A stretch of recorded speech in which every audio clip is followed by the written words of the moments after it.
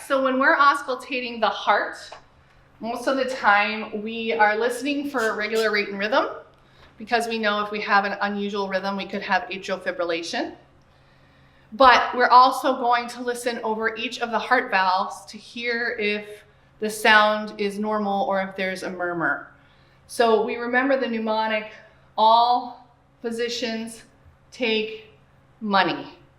That's going to be aortic, pulmonic, tricuspid, mitral. All right, that's the way to remember it. In order to find the intercostal space for the aortic valve, we're going to find the sternal notch at the top of the neck. So the patient's sitting on the side, right? He's going to put 3 fingers between his sternal notch and his sternum like this. So go ahead and put your 3 fingers sideways. Good. If you go under that, you will find a bump, and that is the sternomanubrial angle. And if you move out to the side, you're on the second rib. You want to drop down into the space in between the second and third rib, and that's where your aortic valve is going to be on the right side of your sternum. And you're just going to go directly across for your tricuspid valve on the other side. So I'll just kind of show you what that looks like. You can take your hand down. I made enough red spot here that I know where I'm going. Now, it can be hard to hear. Make sure your stethoscope is switched so you're listening through the right side. So if you look here and it's not open, that's good. Because if it's not open, it means you're listening through this side, which is what you want. Take your fingers on either side of the stethoscope. Don't ever put your finger over the back because you'll hear your own pulse instead of the patient's. And then you're just gonna have the patient lean in a bit to bring the heart towards the chest wall. And then when you're listening to the heart, you don't want the patient to take deep breaths. You want to just listen to the heart. So you're going to go straight across. I don't hear any heart murmurs yet. Been diagnosed with a heart murmur? No. Okay, I don't hear any, so that's consistent. Okay, so going from the aortic and pulmonic down to the tricuspid, I'm just going down to the 4th or 5th the intercostal space between the 4th and 5th rib. So I'm just counting down, staying on the sternal border. Same technique, bringing the heart towards the chest wall. And then for the mitral valve, I usually just think about where the xiphoid process is, and I go out lateral to the mid-clavicular line. This is also very close to the cardiac apex. You should hear the heart almost the loudest at this last location. You're hearing S1, S2, S1, S2. S1 is the mitral and tricuspid valve closing. S2 are the aortic and pulmonic valve closing. So S2 is going to be louder up here. S1 is going to be louder down here. It may be hard for you to differentiate, but the louder sound you're hearing is over the valve you're listening to. So that's heart auscultation. Now I'm going to take you guys through lung auscultation. And for lung auscultation, we're going to have 6 spots anterior, 6 spots posterior, and 2 spots laterally. For each of these anatomic locations, you're going to palpate the clavicle and find what you think is the middle of the clavicle. And then you're just going to drop down right below that for the upper lobe of the lung. You're going to drop down to the 3rd rib for the middle part of the lung. And you're going to drop straight down to where the xiphoid process is for the lower lobe of the lung. Now, these are just anatomical textbook landmarks. You can move your stethoscope around that area, obviously, to find possible patches of atelectasis or crackles or rales. But for textbook purposes, anteriorly, we're doing just distal to the clavicle, down to the 3rd rib, and then down to the xiphoid process, all along the mid-clavicular line as we drop down. Now, the important thing is we're always going to compare the right and the left side.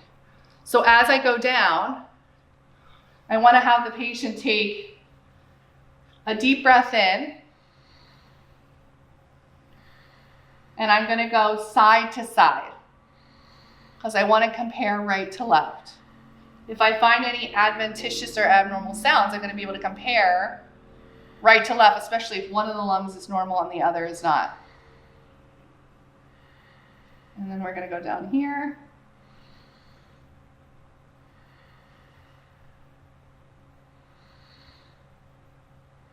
Okay, now your patient can get dizzy with all that deep breathing. Deep breathing can make you dizzy. So usually I give them a little bit of a break between switching from the anterior to the posterior. And I want you to realize up here, because these are larger airways, you're going to hear sounds all the way through inhalation and all the way through exhalation. So those are called bronchial breath sounds. And down here, where you're getting more to the periphery of the lung, smaller airways, you're going to hear more vesicular sounds. Sounds all the way through inhalation, but then just a little bit of exhalation, if at all. If you can hear sound all the way through inhalation and all the way through exhalation in the peripheral lobes, it means there's some kind of fluid down here, because the fluid is amplifying the sound. So it's crazy because the lungs sound clear. You think they sound good, but they shouldn't sound that clear because your airways down here are smaller. All right, let's have you turn completely if you don't mind. We'll do the posterior. Okay. So posteriorly, you're going to find what's really easy to find on the back is the scapula, right? So at the top of the scapula, there's a rib, a ridge. Sorry, I'm having trouble with words today. There's a ridge called the spine of the scapula, and you're going to go just medial to the spine of the scapula in that meaty place between the scapula and your spine. Okay? And that's going to be your superior posterior lobe. And then you're going to drop down, you're going to feel the bottom of the scapula where the bone ends. There's a bony point at the bottom. So we call that the inferior angle of the scapula. If we go just medial to that, that's what's going to be the landmark for our middle lobe. And then just about an inch inferior to that angle, that's going to be our lower lobe. And again, we need to compare side to side and have the patient breathe in at each level. You good if I have you do that? Okay, great. All right, so we're going to have you, breathe in and out. In and out. Find your inferior angle of your scapula. Okay, in and out. In and out. And then down below, in and out. You've got great lungs. In and out. Very easy to hear. So either a really good stethoscope or really good lungs or a good combination of the two. All right, I'm going to have you flip forward again to face the camera. The last two spots we're going to do are lateral. Now, you can't do the upper lobe laterally because the arm is in the way. So what we end up doing is the middle lobe and the inferior lobe. So if I'm just going to prop his arm up here for a second so you can see, I'm going to go right under the axilla and armpit, and then I'm just going to go down an inch so I can get the middle and lower lobe laterally. The tricky thing is you want to compare side to side. But what students end up doing is they go down, down, down, down. Is it the end of the world? No. But you really want to do the middle lobe laterally side to side and the inferior lobe laterally side to side. Okay? So I'll just demonstrate that, but try to stay out of the way. Okay, start over here. Breathe in and out. Good job. Breathe in and out. Okay. Breathe in and out. Okay. Breathe in and out. Excellent. So that takes us all the way through heart and lung auscultation. So a lot of people get confused as to why I teach bowel sounds. So I'm going to kind of explain a little bit behind this. Bowel sounds are probably a little bit outside of our scope of practice. However, it's very hard to cause any kind of harm assessing bowel sounds, and it's easy to do. So I always teach our students how to do it because in the hospital, when you have abdominal surgery, a lot of times your intestines go to sleep, for lack of a better word. You have no bowel sounds, you have no peristalsis in your small or large intestine. And when that happens, you can't eat. You're not allowed to eat, you're not allowed to drink water. But one of the things that really gets bowel sounds moving so the patient can start eating and drinking water and getting ready to get out of the hospital is walking. And that's why we're consulted for these patients. So I usually teach the students what the sound sounds like and how to do this, so that if they're walking with the patient, they don't have any bowel sounds and they have that tube in their nose called an NG tube, we can try to help progress that by assessing bowel sounds immediately following the walk. And it's super easy. I mean, you basically find the umbilicus or the belly button, and you're gonna go in a 1-inch diagonal into each quadrant of the stomach. So the quadrants of the stomach are basically the 4 angles away from the belly button in each direction if you're moving diagonally from the belly button into the stomach. So you're gonna have the right upper quadrant, the left upper quadrant, the left lower quadrant, and the right lower quadrant.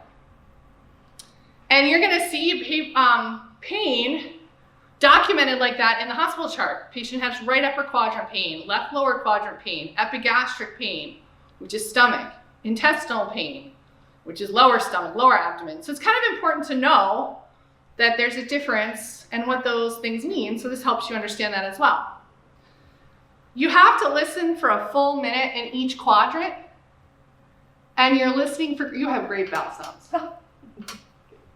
You're listening for the snap, crackle, pop, gurgle. It's not one individual sound. So there's not like one sound that you're counting. We usually tell people if you hear less than 5 sounds in a minute, it's hypomobile intestines. And if it's more than 20 sounds, more than 35 in a minute, it's hyperactive. You would expect to find hyperactive bowel sounds if somebody's just eaten, or if they're sick and they have diarrhea. If they have a small bowel obstruction, what's really interesting is they will have no bowel sounds above the obstruction, but below the obstruction they'll have hyperactive bowel sounds because the body is trying to move the obstruction out, but it can't. So again, you're just gonna listen in each quadrant for a full minute, and you're counting the number of gurgles you hear. So I'm just gonna speed up for time purposes, but it would be a minute in each of the quadrants. All right, that takes us through auscultation, bowel, heart, and lung.